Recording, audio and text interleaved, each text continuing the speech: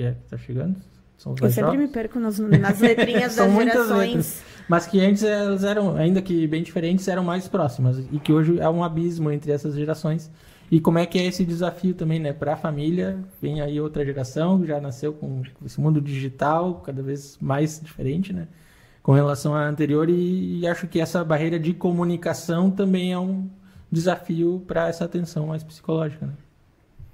Como é que vocês veem isso? Ainda mais com TikTok e afim. pessoas sendo pais e mães cada vez mais tarde, né? Porque principalmente as mulheres estão priorizando mais as suas carreiras. E aí acaba que a parentalidade ela é exercida mais tarde. Ou seja, existe mais diferença de idade, né, Anne? E a gente tá numa era onde o digital, né, não é à toa que a gente atende online também, né? Então, assim, não sei se foi não somente após pandemia, né? Mas a gente vem em um mundo onde a gente usava uma tela grandona, né, que era a televisão, e agora a gente está usando telas cada vez menores, né, e se prendendo muito ao mundo digital.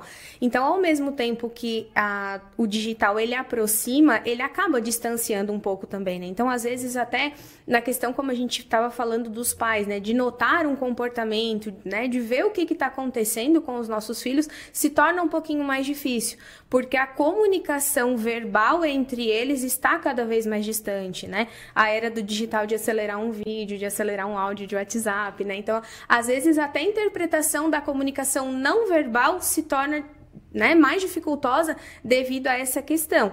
Então, pode sim haver uma grande diferença, né, de gerações, enfim, nessa questão que o digital agora está tomando conta, né, de grande maioria da nossa vivência. Sim. E aí cabe, né, assim como a gente acabou se adaptando para o online, né, por causa dos atendimentos, pandemia, enfim, cabe também aos pais tentar entrar nesse mundo, né, mas com cuidado. Quando eu digo isso, não é para acessar tudo que tem no celular do filho, né, mas muito assim de entender qual a lógica de comunicação dessas crianças, desses adolescentes, né, para diminuir um pouco dessas barreiras geracionais, porque elas vão seguir existindo. Na verdade, a tendência é que elas sejam cada vez maiores, né, ainda mais a gente coloca em jogo a questão de que sim, estamos sendo pais e mães cada vez mais tarde.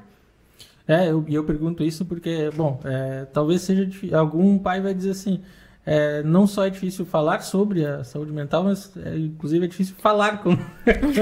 não consegue nem falar. Então isso talvez seja importante, né, assim, pra... Super! pra não, e a ideia de falar sobre saúde mental não é chegar e perguntar como está a sua saúde mental hoje, né? Eu acho que essa é uma coisa importante também de se comunicar. Às vezes a gente dá algumas orientações a pais, principalmente quando a gente atende adolescentes, que é bem nessa direção, né? Que é perguntar, tem alguma coisa da escola que tu quer me contar hoje, né? Tu vai ver um filme? Que filme tu vai ver? Posso ver junto, né? Muitas vezes nós acabamos indo assistir séries que nem é do nosso gosto, mas são séries que os nossos pacientes gostam muito e a gente vai para tentar entender aquela rotina. Então, a orientação é que os cuidadores façam algo parecido, né? Porque a gente vai entender o comportamento do nosso paciente quando a gente se adentrar no mundo dele, né? E por muitas vezes fazer parte também daquele comportamento, né? E às vezes a gente, enquanto profissional, faz, em diversos casos, assim, e fica, na verdade, uma dica para os próprios pais, né? Que também façam mais parte do mundo dos seus filhos. Tu comentaste ali também do pós-pandemia, né? Assim, o quanto será que isso impactou? A gente teve, né, já algumas divulgações de números que as pessoas tiveram um grande impacto, né, após isso. Aquele período todo dentro de casa, acho que foi quase um ano inteiro, né, praticamente dentro de casa, sem relações muito mais aprofundadas que a gente tinha esse costume antes, né, do presencial. Isso mudou muito a cabeça das pessoas, né? Como é que foi também para vocês acompanharem isso? E na visão de vocês, qual foi o impacto assim também nas pessoas? Tá, Tu estavas ainda estudando? Eu estava ali, né? Então, assim, em questão de estudo, né? Eu sempre digo que varia muito o profissional que eu tenho vontade de ser, né? Então, a gente também, enquanto aluno, enquanto querer ser algo profissionalmente, a gente busca ser cada vez melhor naquilo que a gente faz. E nem sempre isso está associado somente ao estudo que a gente tem, né? Aquilo que é passado para nós durante a graduação. Mas eu fiz alguns anos presenciais, depois acho que eu fiz uns 3 semestres no online, assim, foi uma adaptação um tanto desfavorecida para o ensino, é impossível negar isso, né? E a minha transição para a questão de atender, né? Como eu me formei no pós-pandemia, então, eu já entrei nessa era de muitos atendimentos online, enfim, né? Que também favoreceram nessa forma. Hoje a gente fala isso, mas acho que antes não era muito estabelecido o atendimento online, assim? Que Sim, agora ele era até... pelo Conselho Conselho Sim. Federal de Psicologia desde 2008.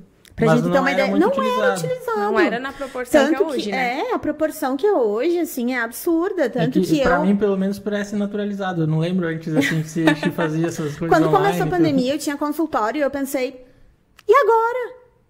Não vai adiantar nada esses atendimentos online. Hoje eu atendo só online, então funciona, né? Então, assim, é realmente uma adaptação que exigiu muito da gente. E quando a Anne fala que foi desfavorecido para ela o ensino numa graduação, pensa para as crianças, né?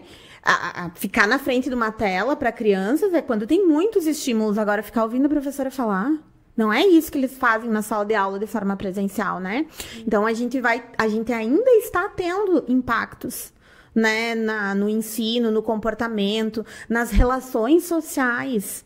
As crianças, eu acredito, né? Pelo que eu tenho visto, assim, em escolas e pesquisas, que a faixa etária que mais sofreu, e vai sofrer, né? De forma contínua, assim, é aquela faixa etária dos 6 aos 10 anos, digamos, dos 8 aos 10 anos, que é quando você está formando grupos, fazendo amigos, né, que você está aprendendo o básico do aprendizado escolar, né, e aí depois você volta para a escola e as coisas elas ainda têm que ser flexibilizadas, porque ficaram ali todo esse tempo, então é complexo, para a gente dizer o mínimo, e aí a gente tem famílias que não estavam estruturadas para isso também, né. Quem é o familiar que está estruturado para passar o dia inteiro